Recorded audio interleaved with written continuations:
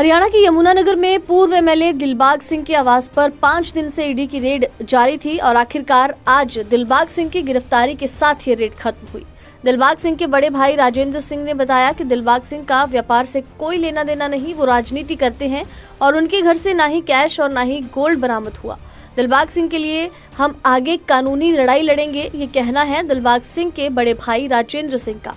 बता दें कि हरियाणा के अलग अलग ठिकानों में 4 जनवरी से ईडी की अलग अलग टीमों ने करनाल, सोनीपत और यमुनानगर में दबिश दी। करनाल और सोनीपत में तो ईडी की कार्रवाई खत्म हो गई थी, लेकिन यमुनानगर में पूर्व एमएलए दिलबाग सिंह के घर पर 4 दिन तक ईडी की ये कार्रवाई चली और दिलबाग सिंह की गिरफ्तारी के साथ ईडी की ये मैराथन खत्म हुई।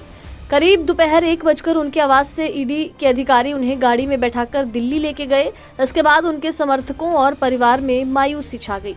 दिलबाग सिंह के बड़े भाई राजेंद्र सिंह ने पत्रकारों से बातचीत की और कहा कि उनका व्यापार से कोई लेना देना नहीं, वो सिर्फ राजनीति करते हैं और ये कार्रवाई भी राजनीति से प्रेरित है, क्योंकि ये जो रेड पड़ी है वो विपक्षी नेताओं पर हुई। उन्होंने मीडिया के सामने ईडी के दस्तावेजों का हवाला देते हुए भी कहा कि दिलबाग सिंह के घर से न तो कैश मिला है और न ही गोल्ड बरामद हुआ। 4 जनवरी की सुबह दिलबाग सिंह के ठिकानों और उनके करीबियों और फार्म हाउस पर ईडी ने दस्तक दी थी। 5 जनवरी की सुबह ईडी की तरफ से 5 करोड़ कैश, विदेशी हथियार, विदेशी शराब की बोतलें बरामद होने की बात कही गई। इसी को लेकर प्रतापनगर में 2 अलग अलग मामले दिलबाग सिंह के खिलाफ दर्ज भी हुए हैं। फिलहाल ये देखना होगा कि उनका परिवार अब आगे क्या एक्शन लेता है ताकि दिलबाग सिंह को राहत मिल सके। हरियाणा के यमुनानगर में पूर्व एमएलए दिलबाग सिंह के आवास पर 5 दिन से ईडी की रेड जारी थी और आखिरकार आज दिलबाग सिंह की गिरफ्तारी के साथ ये रेड खत्म हुई। दिलबाग सिंह के बड़े भाई राजेंद्र सिंह ने बताया कि दिलबाग सिंह का व्यापार से कोई लेना देना नहीं, वो राजनीति करते हैं और उनके घर से ना ही कैश और ना ही गोल्ड बरामद हुआ। दिलबाग सिंह के लिए हम आगे कानूनी लड़ाई लड़ेंगे, ये कहना है दिलबाग सिंह के बड़े भाई राजेंद्र सिंह का।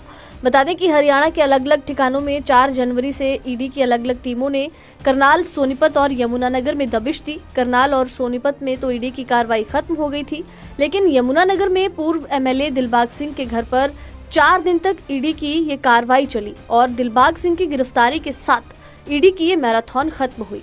करीब दोपहर 1 बजकर उनके आवास से ईडी के अधिकारी उन्हें गाड़ी में बैठाकर दिल्ली लेके गए। इसके बाद उनके समर्थकों और परिवार में मायूसी छा गई। दिलबाग सिंह के बड़े भाई राजेंद्र सिंह ने पत्रकारों से बातचीत की और कहा कि उनका व्यापार से कोई लेना देना नहीं, वो सिर्फ राजनीति करते हैं और ये कार्रवाई भी राजनीति से प्रेरित है, क्योंकि ये जो रेड पड़ी है वो विपक्षी नेताओं पर हुई। उन्होंने मीडिया के सामने ईडी के दस्तावेजों का हवाला देते हुए भी कहा कि दिलबाग सिंह के घर से न तो कैश मिला है और न ही गोल्ड बरामद हुआ। 4 जनवरी की सुबह दिलबाग सिंह के ठिकानों और उनके करीबियों और फार्म हाउस पर ईडी ने दस्तक दी थी। 5 जनवरी की सुबह ईडी की तरफ से 5 करोड़ कैश, विदेशी हथियार, विदेशी शराब की बोतलें बरामद होने की बात कही गई। इसी को लेकर प्रतापनगर में 2 अलग अलग मामले दिलबाग सिंह के खिलाफ दर्ज भी हुए हैं। फिलहाल ये देखना होगा कि उनका परिवार अब आगे क्या एक्शन लेता है ताकि दिलबाग सिंह को राहत मिल सके।